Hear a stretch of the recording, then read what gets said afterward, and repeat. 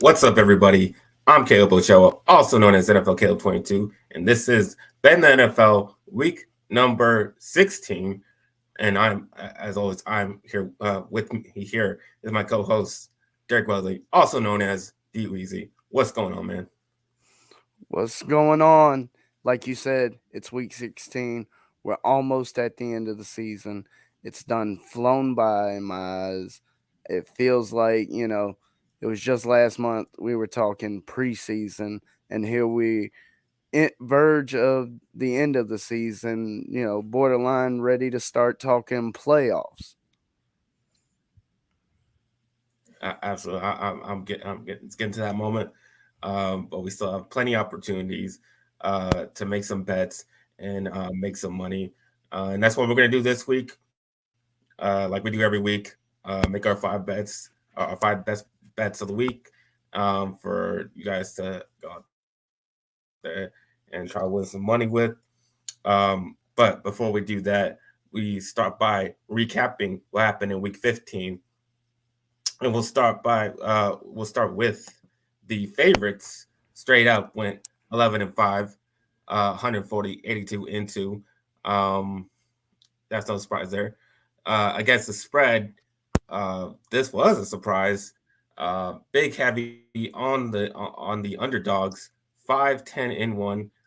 And it's been the way all season, 93, 123-8. So heavy on the underdogs last week. Home teams 9-7. Um, little mixed bag there. 120 to 120-93 into overall. Against the spread though, the away teams had a little bit of an edge. 7-8-1, 96, 125-3 overall. So away teams have been winning more against the spread here. And then overall over and unders, pretty basically even 8-8. But still overall 98, 124 and 2. So what do you think about all these underdogs getting the wins against the spread? Um, I can't say I'm terribly shocked about it. Looking at things, it's the end of the season. We're not quite at that point where you see teams resting players. So I wouldn't be shocked that, seeing the favorites come in straight up like they did, but taking a hit against the spread. I mean, it makes a little bit of sense. The better teams do what they have to win games. That doesn't mean you always win pretty. The Vikings game is a great example of that. By no means is that a pretty win. By no means are you really, bragging about that win. But a win is a win, no matter how you get there. It sure as heck ain't a tie.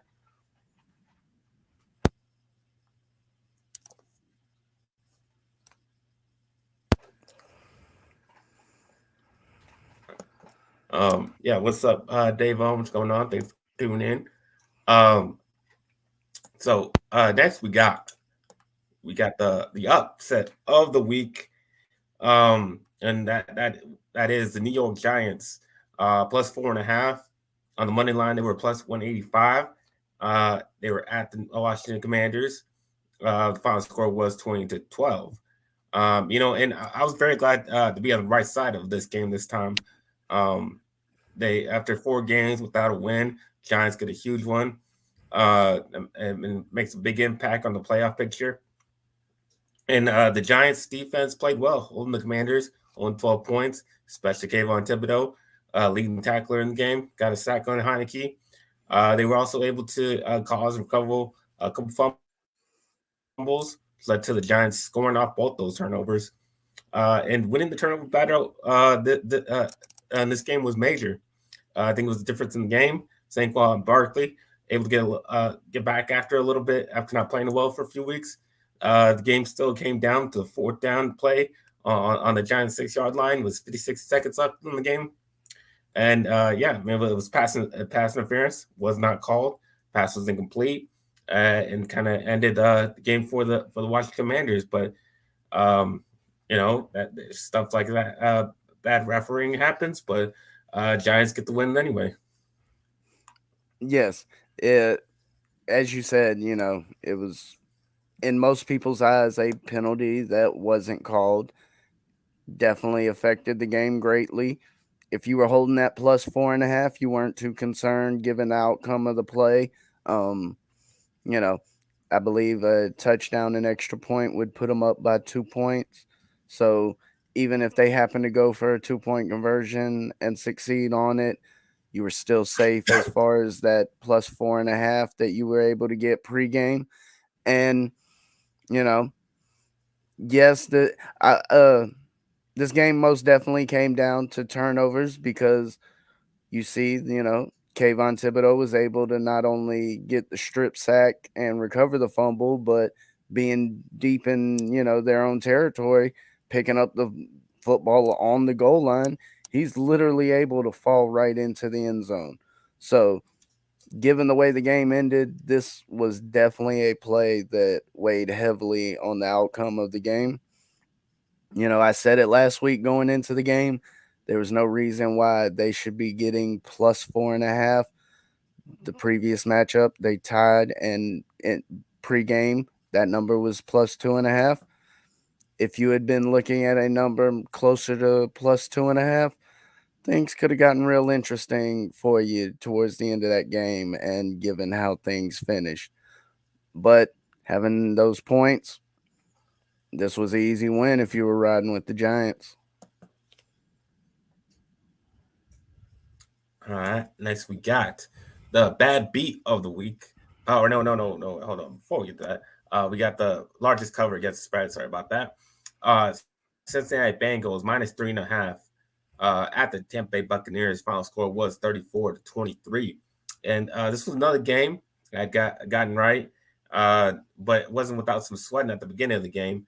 The Bucks started out great, 17-0 lead in the first half, but as we saw with the Vikings game, no lead is safe. After getting such a great start, they followed that up with extremely bad half by getting the ball. They got the ball first. They turned over 5 straight times after that, and it started with a turnover on downs, and the Bucks went for it on their own 26-yard line, and they failed to get that. Then threw an interception, fumble, interception, and then yeah, Bengals offense was stopped in the first half, but with all them turnovers, it led to short fields. Burrow didn't have a ton of yards because of those short fields, but he still was able to throw 4 touchdowns. Bengals extend their win streak to 6 now, and they are one of the hottest teams in the league right now, and they're definitely on a roll. So, but what do you think about the Bucks and Bengals? This was definitely a game where you see, given the more modern day offense, not to say necessarily pass heavy, but relying more on the wide receiver position, you have to play a complete game when it comes to being on defense. You can't take a half off. You know, the Colts game, the offense went out there and put up 33 points in the first half. The defense gave up far too many points in the second half. As you said, no lead safe. In this matchup, we saw, pitching a shutout in the first half. You can't ask for any better out of your defense. And to go around, to turn around and not be able to put up really any points or offense, or to, really even threaten uh, to do so.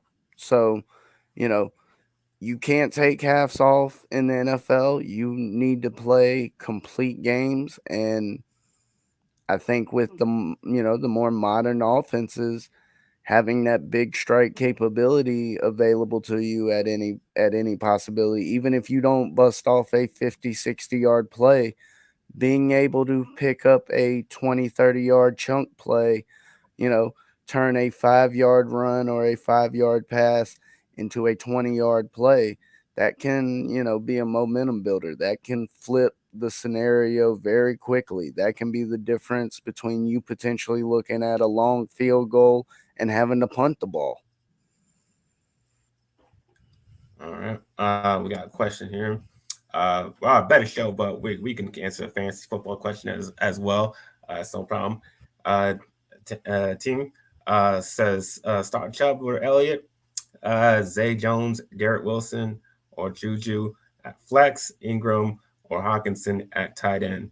I'm gonna go with Chubb. Eagles have a strong defense, so I'll lean towards Chubb there. Zay Jones, Garrett Wilson, Juju. I like Zay Jones, especially when we did it to it last week. I was witness to that. Ingrid Hawkinson, I think you just always start Hawkinson. Um, I don't really think it's a matchup at that point. I think just he's an always just a always starter for me. But what do you think? For the most part, I'm there with you. I agree on Chubb. He's likely to get more carries, potentially more yardage. The weather in that game is supposed to be just frigid, so I'd imagine both teams in that game to lean more on the run. Uh, so yeah, I definitely agree with Chubb. As far as wide receiver, I would go with Garrett Wilson if you have him available. The amount of targets he's seeing is definitely a plus, even though he's a rookie. Um, the touchdown possibility, whether it be a big play or something in the red zone, I think he's a viable threat there, which increases that point value. I I would definitely take Zay Jones or Wilson over Juju in that scenario. And then yeah, at tight end, I'd go with Hawkinson if he's available. Ingram, yes, he's had a couple games that were very flashy and very nice to see, but the tight end position has been such a wash in fantasy this year. Um, Hawkinson's likely a top point producer at the position. If you got him, play him.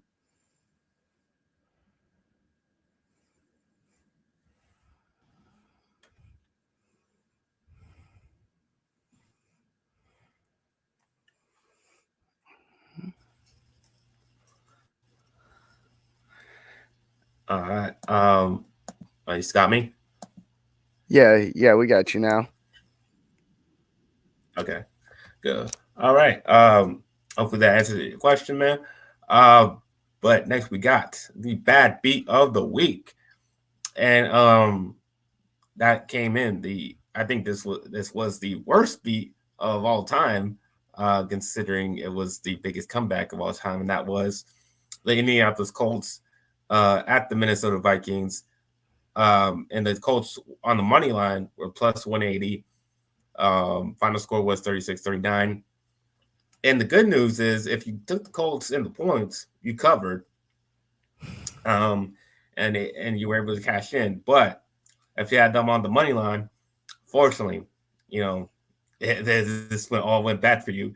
And I couldn't imagine what the odds were at halftime for live bettors, having a Well, 33-0 lead, and then you just I can't say as far as what they were specifically at some books, but I do know I did hear that um among a lot of the popular online sports books, it ranged from 900, I want to say 900 to 1 all the way down to 16 to 1 odds.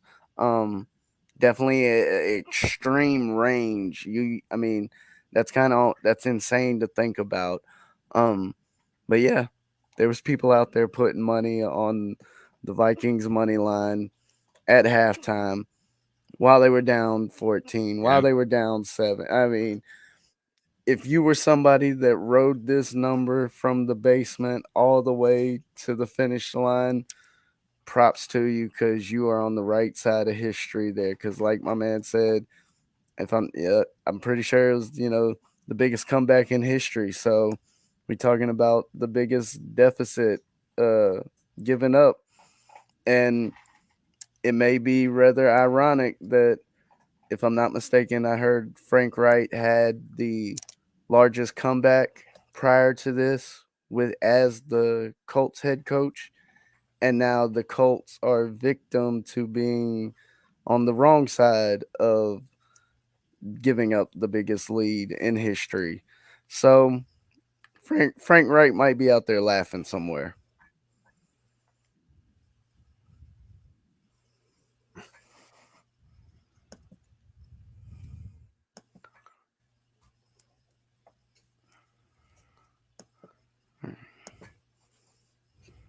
You with us, Caleb?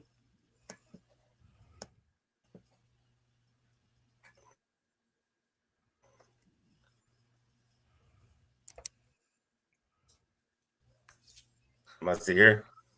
Yep, there you go. I'm We having got you. all kinds of problems here.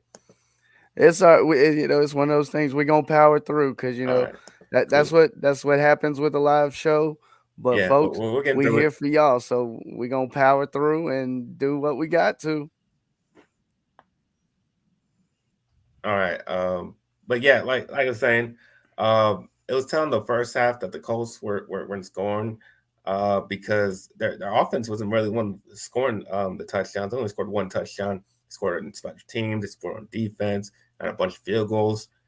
And once the Vikings stopped making mistakes, they were able to score touchdown, and then the Colts offense was pretty much doing the same thing they were in the first half, which wasn't very much um, to begin with, and that all led to, not just like the bad beat of a week.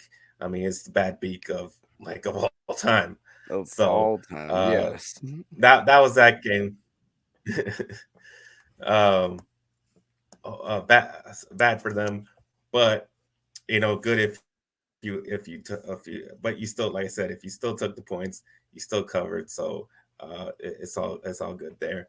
Um, all right, and for my personal bets, I had a pretty good week. I went 3-2. I have a winning record overall, 37, 35, and 3. My best pick was the Dolphins plus 7.5 at the Buffalo Bills. Final score was 29-32. The trend has not failed yet. It continues to be proven true. Big wins are coming. My We were man's expecting a cutting lot out. of snow. Oh, I am. Yeah. But All go right. ahead. No, we got you now. You were saying that Okay. the Yeah. trend kept coming through. I believe you were saying double digits. Underdogs being Yeah. good. Yeah. Especially in the divisional matchups. Um, we were expecting a lot of snow in this one. It didn't really show up until like the way later in the game. Um, so it didn't really have an effect on these offenses, because both offenses were still able to be explosive. They both went over like 400 total yards. Bills were able to overcome an 8-point deficit in the fourth quarter by Josh Allen leading two scoring drives to take the lead and ultimately win the game. The Bills may have wrapped up playoff berth, but the Dolphins were able to cover the spread, and I was able to get the win. So I was happy about that. And my worst pick, and I had to talk about it, but it was my Dallas Cowboys minus 4.5 at the Jacksonville Jaguars. And the final score was 34-40. And I felt pretty confident the Cowboys would come out and play very well, bouncing back from the bad performance that they had. And they did do that in the first half. But the defense completely collapsed in the second. It was 21-10 and a half, thinking I got this in the bag. But the Jags started throwing at Calvin Joseph, which he's terrible. I said he was terrible, and he has been terrible. And they got two huge touchdowns on him. He got benched. And then the injuries in the secondary and the injuries in the linebacking core and in our front seven, they showed up. We couldn't get any pass rush. Trevor Lawrence was able to go off 318 yards, three touchdowns, and the Jags also ran it pretty well on us. ETN went up for 103 yards. Cowboys still had a chance to win in overtime. We got to stop on the Jags' first drive. Dak put it right on Noah Brown. He wasn't able to catch it. Bounced right off his arms, right into the other guy's hand. he took it back for pick six.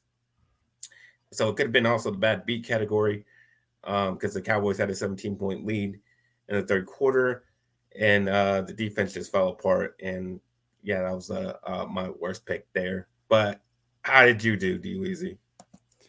Um, Ended up losing money on the week, but got to feel confident, with uh as far as my best play on the week had to be the New York Giants plus 4.5. Like I was saying last week, sometimes the books just tell on themselves. You're not gonna tell me that these two teams dramatically changed. There wasn't a player that was injured that might have dictated that a point movement of 2 points like we saw was warranted. So in my eyes, it was just very odd. And as I was saying earlier, if you were somebody that was sitting with that plus 4.5, there wasn't really a point in the game where you felt like you were in danger. Um, I did have that game tied up in a 6 point teaser that ended up coming through, having the plus 10. Again, never in doubt. I was able to grab minus 4.5 live, which, yes, the game might have ended under slight controversy for Washington fans. But that being said, the final score, it was what it is, and that covers minus 4.5. So on the game, I was able to go 3-0 myself. Oh, nice, nice. All right. Before we get to our picks of the week, um, we like to help you guys out. So if you guys can help us out by hitting the like button, subscribing to the channel if you haven't, and if you really like to help us out, you can go to our Patreon and join the tier that fits you. And the link to that is in the description below. Um, so yeah, all we do here is like to help you guys out. So we appreciate all the help you can give us, and we just appreciate you guys watching as well. All right, man. It's time for our picks of week 16, and I will start out with the Cincinnati Bengals -3.5 at the New England Patriots. And after losing in embarrassing fashion last week to the Raiders, Patriots coming into this game needing to win to keep the playoff hopes alive. But the Bengals have been on a roll, 6 straight. In the last loss to the Raiders, Mac Jones was awful, playing less than 50% of his passes, only gaining 112 yards. They had a lead heavy on the run game with Ramondre Stevenson, but the Bengals have a top 10 rush defense and will be able to contain him if they don't have to see Mac as a threat. And the Patriots have had problems, with the play calling all year long, especially situationally, because they're like one of the worst teams in the red zone efficiency. Obviously, it could happen, when that's what happens when your defensive coordinator is calling your offensive plays. But it's why they won't be able to keep pace with the Bengals with all their explosive weapons led by Joe Burrow. Bengals best in the NFL against the spread at 11-3, 6-0 during this win streak. So I'm all over the Bengals this week. Yes, I definitely think the Bengals would be a live play in this matchup. A bit shocked that the spread was as low as it is. I'm not sure that the Patriots are going to be able to put up the points that are needed to keep up with this Bengals offense. They seem to be clicking in a lot of the ways that we saw them do last season, where as we approach the end of the season, being able to piece things together, figure it out. You know, you may not have an answer for it as far as how are they doing it or what exactly is working, but as long as you keep those W's rolling, that's all that matters. And this was a team that, they went on a run last year. And so I would not be shocked if going into a lot of these games they have that confidence that they can win regardless of who's on the other side of the ball, regardless of what the public is saying, what the numbers are saying. Um so yeah, a team like that, only minus three and a half, I'd definitely be riding with that, even though people may be higher on the Patriots. Me personally, I think they are, I wouldn't say underperforming because I think they're performing more around the level that should be expected of them. Um, with my first play this week, a game I'm gonna be targeting, and some of this has to do with weather, but also the matchup we're gonna see. And y'all heard me mention it a couple minutes ago. The Saints take on Cleveland this week in Cleveland. It's going to be frigid. I don't know what the exact prediction as far as temperatures will be, but I would not be shocked to hear single digits. We're talking in the teens type weather. That being said, the Cleveland Browns are a team that have leaned heavily on their run game this season. They average about 150 rushing yards a game. They're going up against one of the bottom third rushing defenses in the league. This is a perfect storm type of combination. The small spread in this game, which I believe is only at, what did I see? 3.5. Yeah, I think it's Oh, around there. oh, three and a half. Yes, you might find it flatter with the hook, but me personally, that's a bit too small of a spread. Though I would not be shocked that if we do not get many points in this game. We're seeing a very low total, 32 and a half in some places. No, they're expecting a lack of points to be scored, and I would not be shocked if this game did go something in the lines of 13-7. You know, we see maybe one touchdown total and a whole bunch of field goals, if many at all.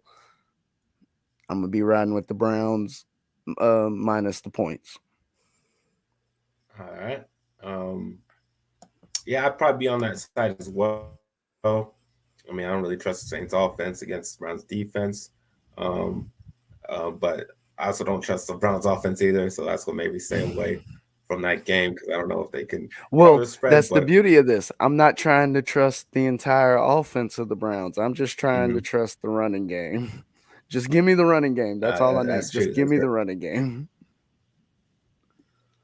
All right. My next one is the Seattle Seahawks plus 10 against the at the Kansas City Chiefs. And this past week, the Chiefs struggled in a back and forth battle with the one win Texans. They were 14-point favorites on the road, and they just won by 6 in overtime. I think the Chiefs team is a little bit vulnerable in spots. Against the Texans, it was their turnovers that killed them, but their pass defense has some struggles as well. The Seahawks with Geno Smith should be able to take advantage of that being their top 10 passing team in the league, despite not having so much success recently. But I believe with Kenneth Walker not going up against a 49ers defense, I think he'll be able to have better success against the Chiefs defense. And the Chiefs not good against the spread, just 5-9 this season. They only covered one home game this year, and 1-4 in the last 5 games. The Seahawks may not win on the road in Kansas City, but they certainly can cover a 10-point spread. So I like the Seahawks in this one. I'm right there with you. This is one of my picks as well. We were talking about it earlier. Double digit spreads are not being covered in the NFL this season. If I'm not Because you got mistaken, burned with them last week. You took the yeah, Chiefs with the yeah. No, 14 I got points. burned with them last week. And the irony Yeah. there is, you go back 2 weeks, I was on the exact opposite. I thought KC's offense could get things figured out. Clearly wasn't the case. So, you try and buck a trend once, if it throws you off, well, I guess you just got to ride with the trend. So yeah, give me Seattle plus the points. Kansas City is 0-4 when a double-digit favorite this season, and I don't see anything that leads me to believe that this won't be a close game or within a double-digit win by the Chiefs.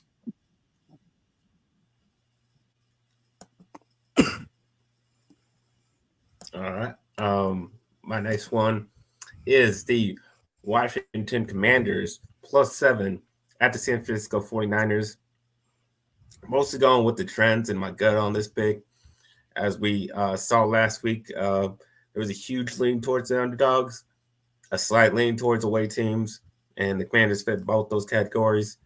The 49ers have been leaning heavily on Christian McCaffrey a lot, 26 carries, 8 targets against the Seahawks. Washington is pretty good stopping the run.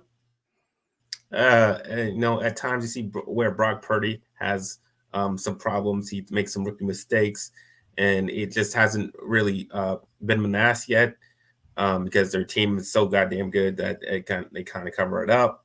But I think eventually it's gonna expose them, and I think that might happen this week.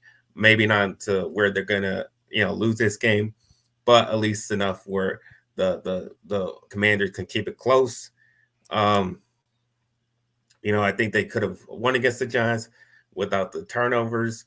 If they take care of the ball this game, then I think they can cover this number. Washington 6-2-1 against the spread in the last 9 games, so pretty decent team against the spread. So I like the Commanders with the points. I definitely think, you know, it's an interesting approach going with the Commanders in that game. I haven't had much faith to back them this season. Um, so, me personally, it's the kind of game where I would just look to stay away from it. But you do touch on a few good points where, as you said, this offense has been leaning on Christian McCaffrey more, and Washington under Ron Rivera has traditionally had a top notch defense. Now, it may not be one of the top ranked defenses, but when you talk about, you know, things like winning in the trenches, having a strong defensive line that can, challenge a team both in the run game and pass game. Um, as far as the front seven, these are things that traditionally are better quality on a Ron Rivera defense. And, you know, if the 49ers go out and struggle to run the ball, that's what's going to open them up to vulnerabilities. How well can Purdy react under pressure? Because it'll be those same D line and front seven putting pressure on the quarterback. And if you can force a rookie quarterback to make rookie mistakes, you know, that's the easiest way to win a game. Turnovers, bad throws, even if it doesn't lead to a turnover, missing open wide receivers because you heard footsteps. So it could definitely get interesting, I think, if the 49ers aren't able to control the line of scrimmage and the battle up front, which can definitely make that a +7, a very live option. Now, in my next All game, right, next pick. this was a matchup. I played this at the last night. I saw it at -3. I've seen in some places where it's moved to -4.5.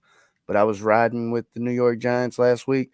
I'm gonna be on the other side as they take on the Minnesota Vikings. I think a key matchup in this game could be the wide receiver core of the Vikings versus the New York Giants defensive back group. They faced a lot of injuries on the defensive side of the ball, and particularly in the cornerback and safety areas. And a team walking in with Justin Jefferson and Adam Thielen, plus we were just talking about him earlier, Hawkinson. You know, they could have a field day on this secondary. Getting it at -3.5, I think it's still very live at -4.5. The Vikings have been an iffy team this season. You look at things like their point differential. It is not a pretty sight. It is not what you would want to see out of a team with this kind of record. But I do feel that the matchups that we're going to see just by default this coming week is going to be too much for them to overcome. We've seen in other games where Justin Jefferson is just able to take over regardless if you have somebody to cover him or not.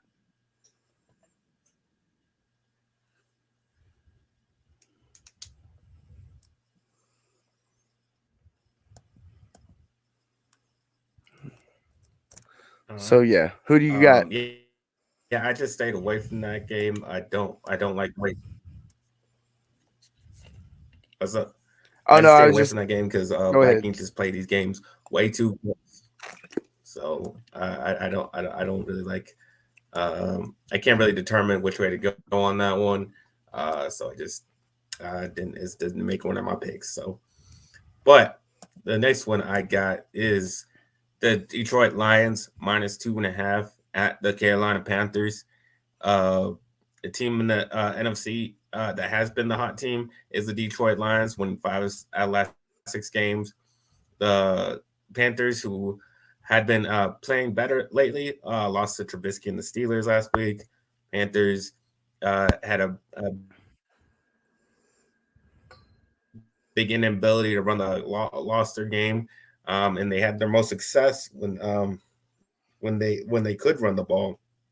But the Lions defense has been playing a little better, and they held uh, for the last 3 weeks they've held their opponents to under 100 yards rushing. Um, so I think that might be a problem for the Panthers. Lions uh, have a great record against the spread, 10-4, and 7-0 in the last 7 games. Both teams still trying to get a playoff berth, but I think the Lions can at least win by 3 to cover that 2.5 point spread. So I'm taking the Lions. Yeah, see, that's the talk I want to hear. Lions win this week, the Panthers lose next week, they lose the week after that, and that under 5.5 comes in because ain't nothing like a month long sweat. I got week one out the way. They lost to the Pittsburgh Steelers last week. Um, I do agree with you that the Detroit Lions are likely the team to play in this matchup if their offense shows up as we've seen against other teams and teams that quite possibly have had better defenses. They've put up 30, 40 points on a number of different teams this year. I don't think the Panthers offense has the necessary pieces to challenge the Detroit Lions offense, nor keep up with the offense if the Lions get things going. The wide receiver matchup with the cornerbacks for the Panthers could get a bit iffy, given a few injuries. We may JC Horn may play, but he's not 100%. I think it's unlikely we see CJ Henderson play this weekend, which could lead to more of what we saw this past week where Keith Taylor is forced to go out there and get lit up by, potentially a team's number 2 best receiver. Um so yeah, I definitely think the over could potentially be a way to go in this game if we see a lot of points, but that'll be more dependent on if the Panthers can keep up with them in this game. Now, with my next pick for this coming week, this will probably be one you'll like, seeing as how you're wearing them on your head. Dallas Uh-huh. Cowboys at my book, -5, going up against Philadelphia Eagles. It's likely we don't see Jalen Hurts in this game, which I think is a big factor. And me personally, I'm shocked that this Yep. number hasn't gone up more. I saw in some places where it was -4.5. Um, do not be shocked if this number is closer to a touchdown. Do they play Saturday or Sunday? Play Saturday. Okay, so yes, you know, Come Friday night, Saturday morning, do not be shocked if this number is closer to 6.5.7 because no hurts. That, in my opinion, is going to drastically change how the offense for the Philadelphia Eagles operates. Even if Minshew is out there, yes, he has mobility, but not in the same sense that a Jalen Hurts has mobility. He's not going to threaten the defense in the same way. So there is an area of play calling that, not to say is completely useless, but you can't benefit from it in the same fashion that you would if Jalen Hurts was out there. I expect that we see a more, typical performance by the defense out of the Cowboys as far as this season. You were talking about it earlier. It was the second half of the game where they just seemed to fall asleep and let things go. If they had played, any sort of shell of themselves that showed up in the first half of that game with Jacksonville, it would have been a far different story as far as the outcome there. So in this matchup, I feel like that I'm able to get in a point or two under where this may close at. Give me the Cowboys minus the points. Yeah, I don't know. I don't trust the defense. I don't trust the injuries we got in the secondary, even with Gardner Minshew out there. Um, I don't know. I don't know what to expect from what we're going to get out of them. I do trust our offense. I think our offense can do just fine.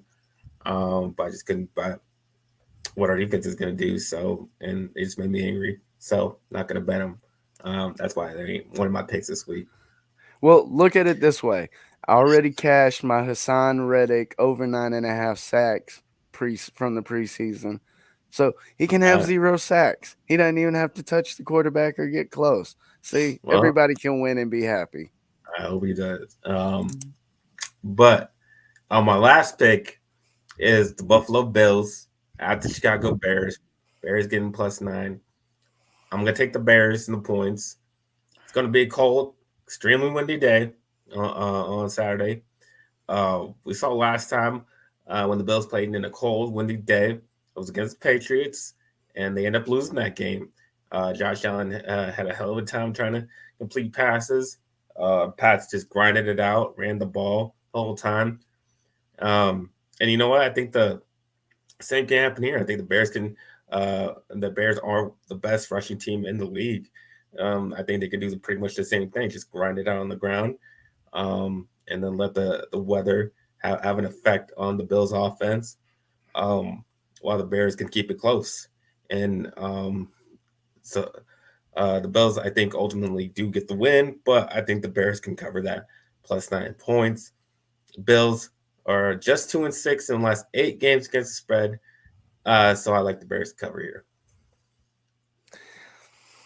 I was looking at this game, and my initial thoughts were in the same direction that the Bears could potentially cover in this game. It's quite possible the Bills might be losing a bit of that hunger, being in first place, not really having to worry about making the playoffs. This was something that crossed my mind when I was looking over the Kansas City game.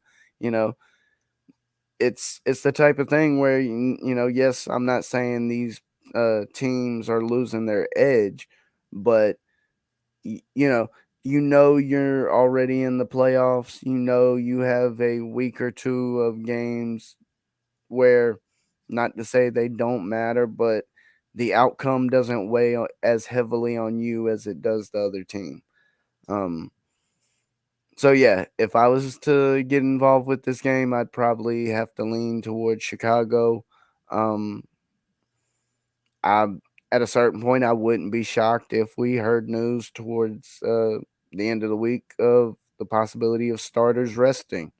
Um, and in which case, you would definitely see this number probably, get cut in half. So yeah, if you're going in on this game, I definitely think the Bears plus the points has a better chance of working out versus the Bills winning by double digits. I mean, because we were just talking about it. You got to win by double digits. That's basically a double digit spread. Yeah. Okay, you only got 9 points. Still a double-digit spread. All right, your final bets. Yep. And to wrap it up this week, I got Miami Dolphins as they take on the Green Bay Packers minus 3.5. You were talking about it earlier. Their game in Buffalo, people were banking on the weather a lot. They were expecting the snow. I don't know if it snowed, the night before previous, but they were expecting active snowfall during the game. Yeah, Didn't come till near the end of the game. Had a slight effect on the fourth quarter, but overall wasn't able to affect the game, which I think in many people's eyes, if they'd have known that, would have changed maybe how they approach this game. You know, um, the game total clearly was live and a threat to go to the over with the way the teams were playing. So in this game, I think this number is a little bit low. Tyreek Hill's not listed on the injury report. Not to say that he's 100% healthy, but do expect him to be full speed. You still have Jalen Waddle out there who it's almost kind of funny. How good of a wide receiver duo do you have to have where Jalen Waddle's like, the other guy? Like, yeah, oh yeah, worry about Tyreek Hill. But they got Waddle too. Not you worry about him. Like, so, in this matchup, I was saying it earlier, you got to be able to keep up with the other team. Green Bay has been sputtering all season long. It's been one thing or another with Aaron Rodgers and this team. Don't expect them to score a lot of points. Would be surprised if the team total points for them is above 17. I mean, I feel like that's a stretch. Uh, but yeah, so you're gonna give me a high powered offense like the Miami Dolphins versus Green Bay. Miami's playing at home, which if I'm not mistaken, they've been pretty decent at home. Yeah, they're 5-1 at home this season. Dolphins minus 3.5. all right. Yeah, I was on the, I was thinking about taking the other side on this one. Think Packers a little trying to play for a little something. I think they could, and the Dolphins kind of been on the downside a little bit here. I think I don't know. I didn't feel confident enough to actually make it one of the picks. But I don't know. I just have a feeling maybe an upset's coming in that one. But we'll see. I might not be totally wrong on that one. Like I said, I didn't feel really too confident in picking that one, but I'm kind of leaning towards the Packers in that one. But that will wrap up our bets for the week, and that'll wrap up our show. But you can tell everybody where they can find you, DWeezy. Yes, the folks can reach me here on YouTube at Backyard Action Media. I'm also starting to put out content on TikTok, Backyard Action Media there. You can also reach me on Twitter at The Yard Bets, which is the official Twitter account for Backyard Action Media.